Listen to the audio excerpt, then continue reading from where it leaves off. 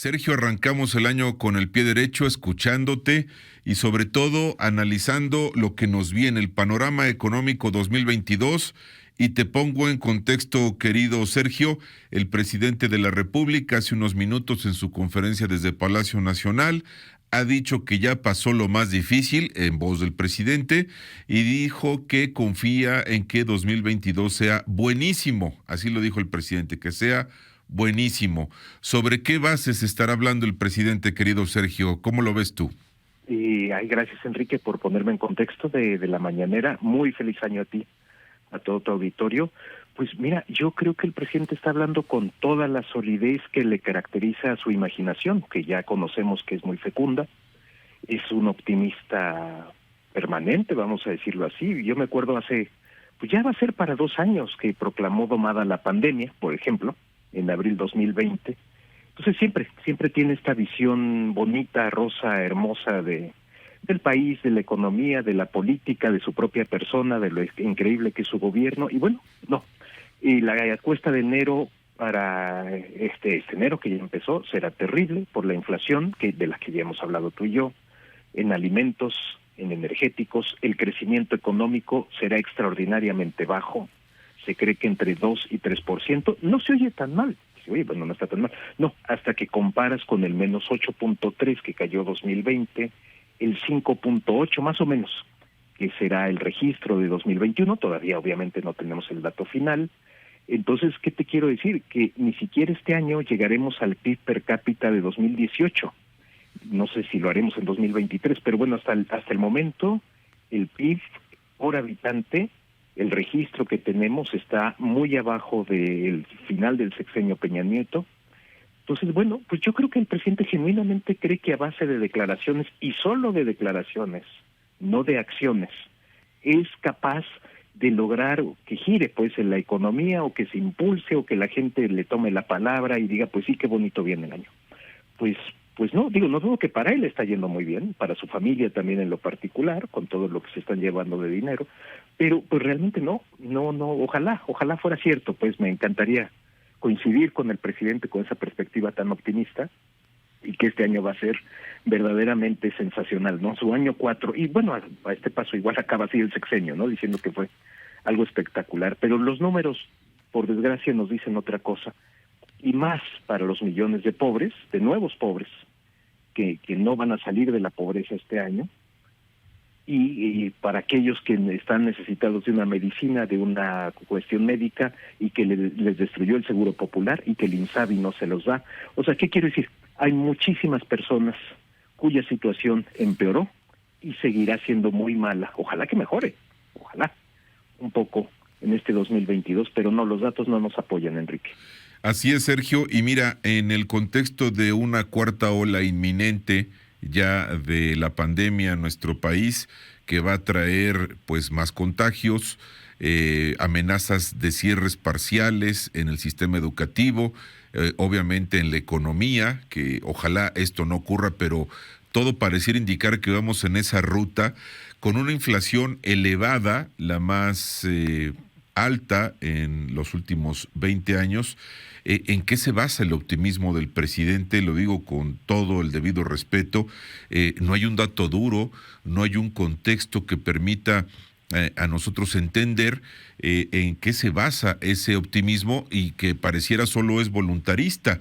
Dice el presidente: estoy optimista, creo que ya pasó lo más difícil, el 2020 fue muy triste, difícil, sin embargo salimos adelante porque nuestro pueblo tiene gran reserva de valores espirituales.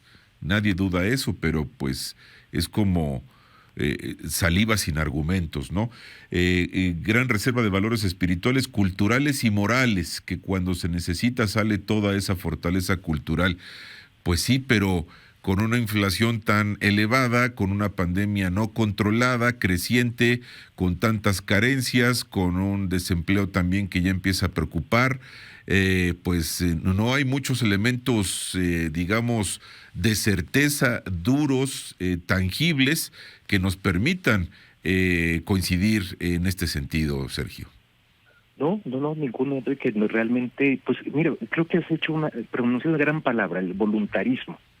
Pues sí, bueno, pues si yo lo digo y lo enfatizo, pues entonces algo va a ocurrir, algo mágico va a suceder, ¿no? Como cerrar los ojos y desear mucho algo.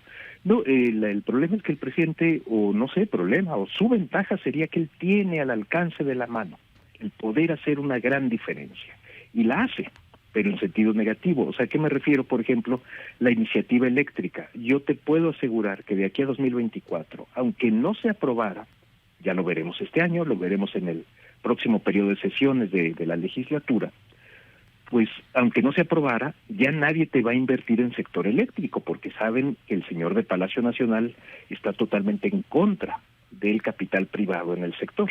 Entonces no va a haber quien se aviente.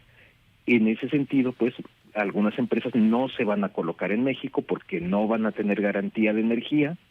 Esta ambición de ser parte de la cadena manufacturera de América del Norte, bueno, es que para que esos dichos, esas palabras se cristalicen en realidad, necesitas no solo una reserva cultural o espiritual o lo que sea, que como dices, pues somos un gran pueblo.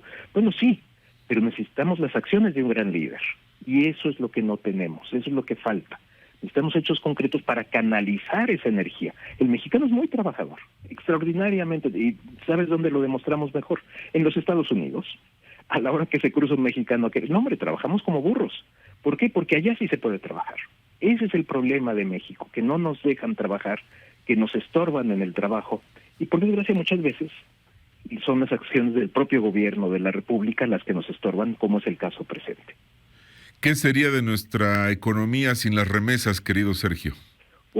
No, olvídate, el peso se nos cae fuerte. Mira, esa variable, por cierto, Enrique, vas a ver que la presume mucho el presidente, casi te firmo yo esto que te digo, es en las próximas semanas, que el peso está estable, que sí lo está, hay que decirlo. Ahí sí tienes un dato presumible, vamos a decirlo así entre comillas, aunque habría que comparar realmente con el peso 2018 antes de la decisión del aeropuerto. Pero bueno, de todas maneras allí hay algo, pero es muy poco. O sea, la paridad peso-dólar, cuando no tienes empleo, cuando estás en la pobreza, cuando no tienes para el médico, pues realmente no es algo tan relevante.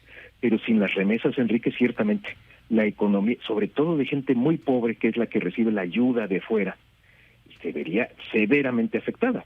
Pero aquí sí podemos decir que el único crédito que le pertenece a la administración López Obrador es que está expulsando gente hacia Estados Unidos, que entonces se ponen a trabajar allá.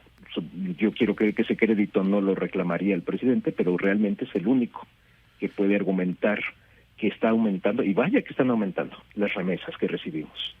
Y cabe destacar, Sergio, y lo decimos con absoluta objetividad, todos queremos que le vaya bien a México, todos queremos que le vaya bien al presidente de la República. Si le va bien a él en su proyecto de gobierno, pues le va a ir bien a toda la nación. Sin embargo, necesitamos elementos objetivos para basar esa esperanza de la que él habla en hechos reales. Tenemos inflación elevada, tenemos desempleo, tenemos una cuarta ola de COVID con una amenaza de cierres parciales otra vez en la economía, tenemos fuertes presiones globales, tenemos desabasto de muchos insumos a nivel global, hacen falta muchos recursos al sector salud para enfrentar la crisis que no se ha resuelto, el sistema educativo está diezmado, es decir, hay muchos factores y un entorno que no nos permite objetivamente ser optimistas. Más bien, basados en la realidad,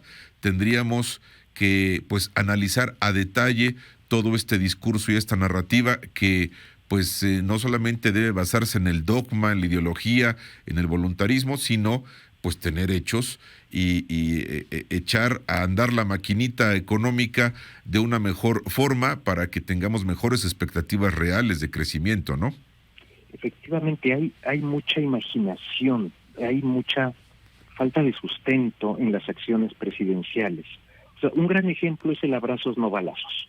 O sea, yo extiendo mi mano a todas las mafias criminales, le doy un poquito de dinero a los jóvenes construyendo el futuro, y entonces esos jóvenes ya no van a trabajar para las mafias criminales porque ya les estoy dando una oportunidad, digamos, alternativa, y las mafias pues ya no los van a poder contratar. Eso va a disminuir el crimen, y aparte, bueno, como extiendo mis abrazos, pues entonces se dejan de dar de balazos.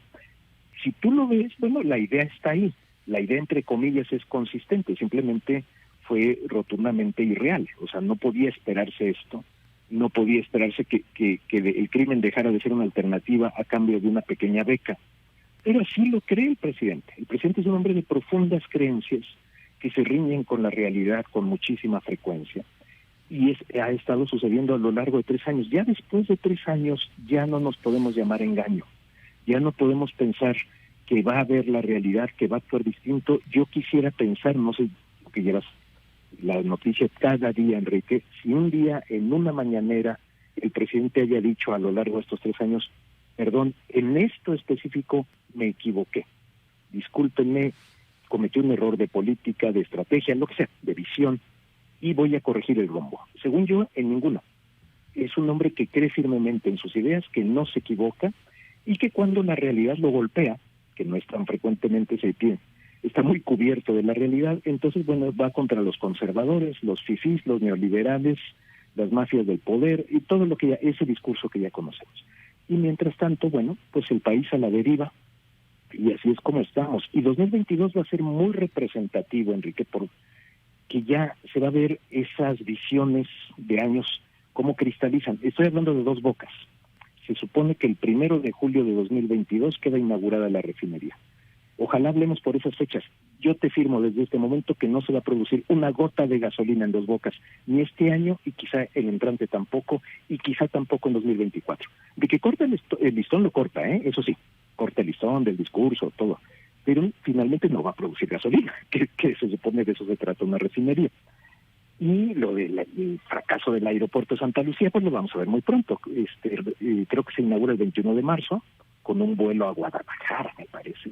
Pero bueno, un aeropuerto limitado, con el problema que representa la orografía del Valle de México. O sea, vamos a ver pues cómo es la realidad con los grandes proyectos, los elefantes blancos del obradorismo, van a empezar a quedar muy claros este año. Y pues va a ser la realidad golpeando una vez más la visión presidencial.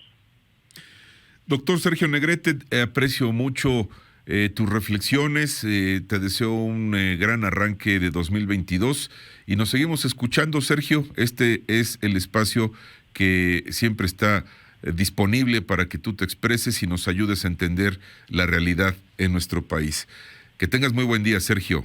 Igualmente, muy feliz año a ti, a todo el auditorio, y que sea mejor de lo que puede mostrarnos los números. Ojalá que sea mejor para todos nosotros. Te agradezco muchísimo estar contigo. Que así sea, Sergio. Al contrario, muchas gracias a ti.